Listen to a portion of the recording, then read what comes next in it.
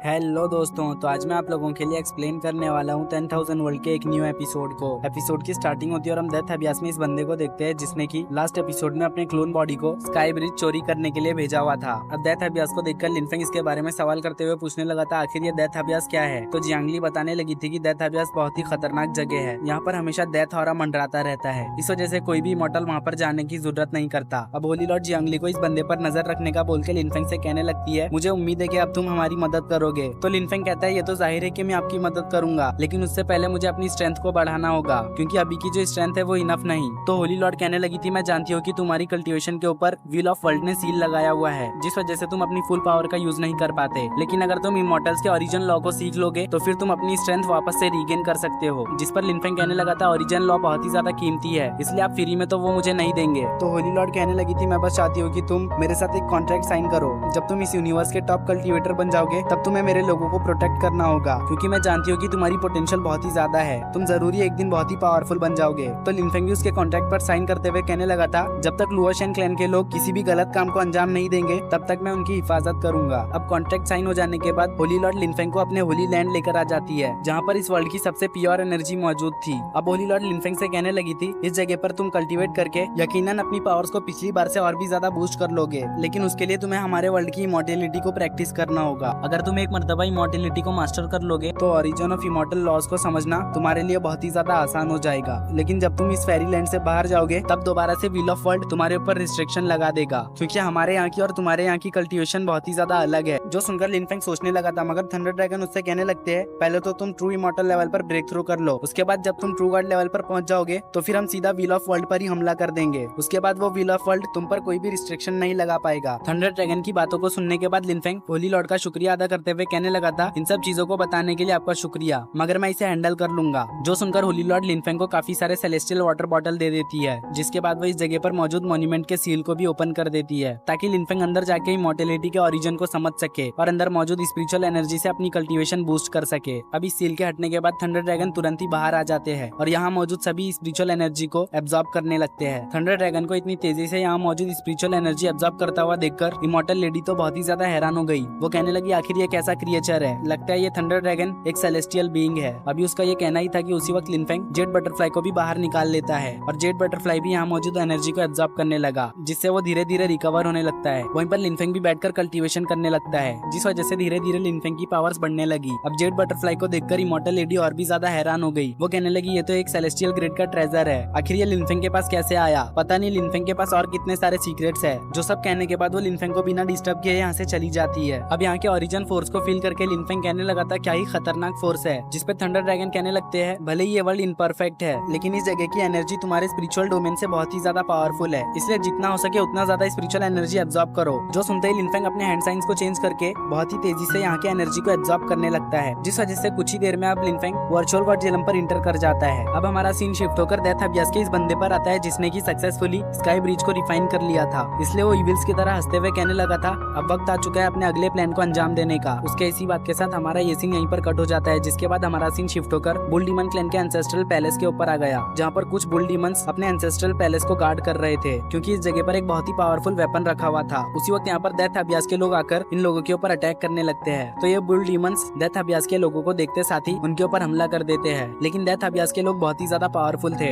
इस वजह से ये लोग डेथ अभ्यास के लोगों का मुकाबला नहीं कर पा रहे थे। अब ये मिस्टीरियस मार्क्समैन अपने बांसुरी को निकालकर उसे बजाने लगता है, जिस वजह से यहाँ मौजूद बुल डीमंस को बहुत ही ज्यादा तकलीफ हो रही थी। उसी वक्त इस जगह पे बुल डीमन क्लैन का एक बहुत ही पावरफुल एल्डर आ जाता है, लेकिन इस एल्डर को देखने के बाद भी ये मार्क्समैन बिल्कुल भी नहीं घबराता, उल्टा वो इस बुल डीमन एल्डर के ऊपर हमला कर देता है। तो ये बुल डीमन एल्डर भी अपने धर्माकाया को समन करते हुए इस मार्क्समैन के अटैक को डिस्ट्रॉय कर देता है। जो देखते साथ ही ये मार्क्समैन बुल डीमन क्लैन के एल्डर को काफी सारे एविल चेन्स का यूज करते हुए सप्रेस करने लगता है। अभी यहाँ पे ये चल ही रहा था कि इधर हम इस बंदे को देखते हैं जो कि लास्ट टाइम अपने एल्डर्स को लिनफेंग के पास से छुड़ाने के लिए गया हुआ था। वो अपने एंसेस्ट्रल पैलेस के पास आके अपने एंसेस्टर को आवाज लगाने लगा। तो उसका ग्रेट एंसेस्टर इस बंदे से कहने लगता है आखिर तुम यहाँ पर क्या कर रहे हो, जाकर तुम अपने साथियों की मदद क्यों नहीं करते। तो ये बुल डीमन कहने लगता है इविल क्रिएचर्स बहुत ही ज्यादा पावरफुल है, जिस वजह से हमारे सोल्जर्स उनसे फाइट नहीं कर पा रहे हैं, इसलिए मैं यहाँ पर डिवाइन वेपन का टेस्ट देने के लिए आया हूँ। जो सुनकर ये बुल डीमन कहने लगता है कि तुम उस डिवाइन वेपन को संभाल सको, लेकिन फिर भी अगर तुम कॉन्फिडेंट हो तो तुम एक मर्तबा ट्राई कर सकते हो। जो सुनने के बाद ये बुल डीमन सीधा एंसेस्ट्रल पैलेस के अंदर आ गया, जहाँ पर उसे अपने सामने एक बहुत ही पावरफुल वेपन दिखाई देता है, जिसका level half step immortal king का था। अब ये वेपन इस इमॉर्टल को देखकर कहने लगा था तुम एक लो लेवल के इमॉर्टल हो, इसलिए मैं तुम्हें अपना मास्टर नहीं बना सकती। जाओ जाकर तुम पहले अपनी कल्टीवेशन को इम्प्रूव करो। जो सुनकर ये बुल्डीमन अपना असली चेहरा रिवील करते हुए कहने लगता है, सीनियर आपसे किसने कहा कि मैं ट्रू इमॉर्टल लेवल पर हूँ। गाइस अब हमें पता चलता है कि इस बंदे की कल्टीवेशन हेवनली गॉड चलन तक पहुंच चुकी है। ये बस यहाँ पर लो लेवल का इमॉर्टल होने का दिखावा कर रहा था। दरअसल ये भी उन डेथ अभ्यास के लोगों के साथ मिला हुआ है। अब इस बुल्डीमन के रियल अपीयरेंस को देखकर यह वेपन उससे कहने लगी, चाहे तुम कितने भी ज्यादा पावरफुल क्यों ना हो, मैं तुम्हें कभी भी अपना मास्टर नहीं मानूंगी। जो सुनकर अब ये बुल्डीमन फोर्सफुली इस वेपन को अपने कंट्रोल में ले लेता है। अब इधर हम लिनफेंग को देखते हैं जो कि कल्टीवेशन से उठते हुए कहने लगा था, बस एक स्टेप और फिर मेरी सोल ब्रेक थ्रू कर लेगी। जो कहने के बाद लिनफेंग अपने सोल सी से अपने लोगों को बाहर निकाल लेता है ताकि ये लोग यहाँ पर प्रैक्टिस करके अपनी कल्टीवेशन बूस्ट कर सके। अब लिंगर लिनफेंग के पास आकर उससे सवाल करते हुए कहने लगी थी, आखिर ये कौन सी जगह है। तो लिनफेंग कहने लगा था, ये होली लैंड है जहाँ पर तुम प्रैक्टिस करके खुद को और भी ज्यादा पावरफुल कर सकोगी, और मैं भी यहाँ पर प्रैक्टिस करके और भी ज्यादा पावरफुल हो जाऊंगा, जिसके बाद मैं तुम्हारी बहन को रेस्क्यू करने जाऊंगा।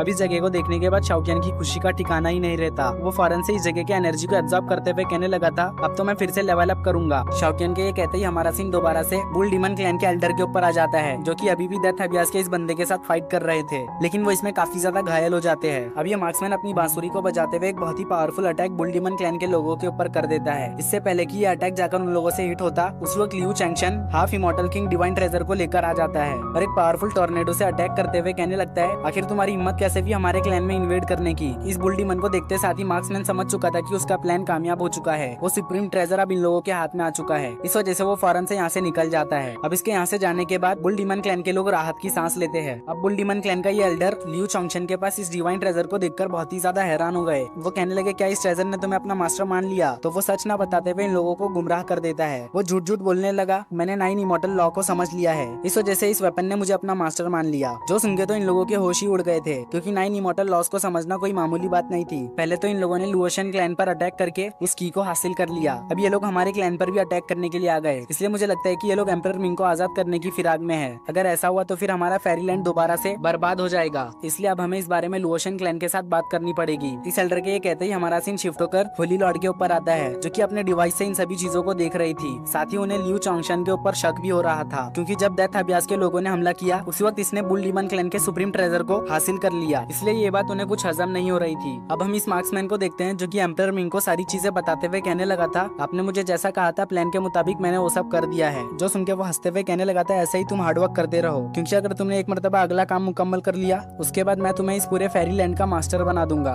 जो सुनकर वो कहता है, आप फिक्र ना करें, मैं अपनी पूरी जी जान लगा दूंगा। और फिर हमें लिनफेंग को दिखाया जाता है जो कि अभी भी कल्टीवेट कर रहा था। वो कल्टीवेट करते हुए फायर लॉ को समझने की कोशिश कर रहा था। इसी चक्कर में वो ब्रेक थ्रू भी कर लेता है और फायर लॉ को बहुत ही अच्छे से समझ भी जाता है, जो देखकर शाओकियान और लिंगर बहुत ही ज्यादा खुश हो गए। लिंगर कहने लगी, मेरे डैड तो सच में बहुत ही ज्यादा कमाल के हैं। इधर हम होली लॉर्ड को देखते हैं जो कि लिनफेंग की इस कामयाबी को देखकर खुश हो रही थी। अब हम लिनफेंग को देखते हैं जो कि थंडर लॉ को भी मास्टर करना चाहता था, इसलिए वो यहाँ पे थंडर लॉ को प्रैक्टिस करने लगा, लेकिन वो ऐसा नहीं कर पाता क्योंकि फायर लॉ थंडर लॉ को रेजिस्ट कर रहा था। तो थंडर ड्रैगन लिनफेंग को 2 आइडियाज बताते हैं, जिनमें से पहला वाला तो बहुत ही लेंथी था और दूसरा वाला सबसे आसान, इसलिए लिनफेंग सेकंड वाले मेथड से ही थंडर लॉ को प्रैक्टिस करना चूज करता है। अब लिनफेंग अपने जेड बटरफ्लाई को निकालकर उसके अंदर थंडर लॉ की पावर्स को ट्रांसफर कर देता है, जिसके बाद वो उसे रिफाइन करके अपने बॉडी के साथ मर्ज कर लेता है, जिस वजह से अब लिनफेंग थंडर और फायर दोनों लॉस को इस्तेमाल कर सकता था। और इसी के साथ हमें फेरीलैंड का फॉरबिडन वर्ल्ड दिखाया जाता है, जहाँ पे डेथ अभ्यास के लोग घुस आए थे, इसलिए इस जगह को गार्ड कर रही फीमेल कल्टीवेटर्स में से एक कल्टीवेटर अपनी साथी को फौरन से होली लॉर्ड को इस बारे में रिपोर्ट करने को बोलती है, इसलिए वो फौरन से यहाँ से भाग जाती है। मगर पहली कल्टीवेटर यहीं पर रुक गई थी, जिस वजह से डेथ अभ्यास के लोगों ने उसे खत्म कर दिया। अब हम इमॉर्टल लेडी को देखते हैं जो कि लिनफेंग के पास आ गई थी, जहाँ पर वो लिनफेंग की ऐसी फास्ट कल्टीवेशन स्पीड को देखकर बहुत ही ज्यादा हैरान थी, क्योंकि लिनफेंग ने कुछ ही दिनों में 9th level of true immortal level को अचीव कर लिया था। अब वो अपने सेक्रेट पूल के हालत को देखकर बहुत ही ज्यादा परेशान हो गई, क्योंकि लिनफेंग ने यहाँ की आधी से ज्यादा एनर्जी को एब्जॉर्ब कर लिया था।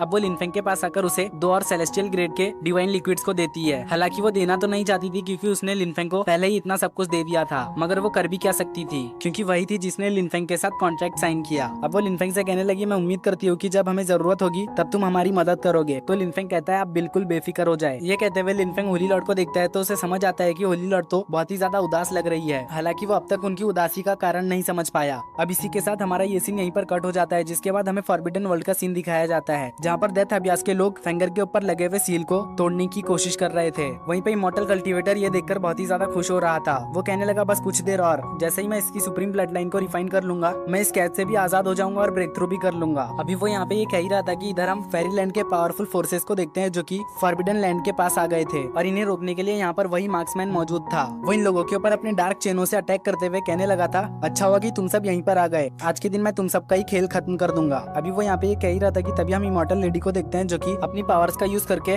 इस मार्क्समैन के चेनों को बहुत ही आसानी से नष्ट कर देती है। लेकिन ये मार्क्समैन यहीं पर नहीं रुकता, वो दोबारा से इमॉर्टल लेडी के ऊपर हमला करता है। तो इमॉर्टल लेडी इस बार भी इसके अटैक को बहुत ही आसानी से काउंटर कर लेती है, जो देखकर अब इस मार्क्समैन को बहुत ही ज्यादा गुस्सा आ गया। वो एक बहुत ही खतरनाक पावरफुल फॉर्मेशन को एक्टिवेट करते हुए उससे इमॉर्टल लेडी को ट्रैप कर लेता है। अब इस फॉर्मेशन को देखते साथ ही जियांगली कहने लगी थी, ये तो half step immortal king level का फॉर्मेशन है। अब वो अपने इमॉर्टल लेडी को बचाने के लिए इस मार्क्समैन के ऊपर हमला करने के लिए चली जाती है, लेकिन ये मार्क्समैन बहुत ही आसानी से जियांगली को पीछे कर देता है। जो देखने के बाद बुल डीमन क्लैन के लोग एक साथ अपने ब्लड लाइन फॉर्मेशन को एक्टिवेट कर देते हैं और अब बुल डीमन क्लैन का एंसेस्टर इस फॉर्मेशन की पावर्स का यूज करके अपने धर्मा बॉडी को समन कर लेता है। जो देख के ये मार्क्समैन कहने लगा, तुम लोग बस मेरी पावर को नरिश करने का एक जरिया हो, इसके अलावा तुम लोगों की मेरे सामने कोई भी औकात नहीं। जो सुनकर बुल डीमन क्लैन का एंसेस्टर मुस्कुराने लगा। अब इससे पहले बुल डीमन क्लैन का एंसेस्टर इस मार्क्समैन के ऊपर हमला करता, उसी वक्त लियू चोंगशेन अचानक से अपने एंसेस्टर के ऊपर पीछे से अटैक कर देता है और कहता है, मेरे प्यारे एंसेस्टर, अब आप बहुत ही ज्यादा बूढ़े हो चुके हैं, इसलिए आपको हमेशा के लिए आराम करना चाहिए, क्योंकि आपके जाने के बाद मैं क्लैन को बहुत ही अच्छे से मैनेज करूंगा और एक अलग ही ऊंचाई पर लेकर जाऊंगा। अब लियू चोंगशेन के धोखे को देखकर बाकी के एल्डर्स उसके ऊपर काफी ज्यादा गुस्सा हो गए थे और इसी भयानक सीन के साथ हमारा ये एपिसोड यहीं पर एंड हो जाता है।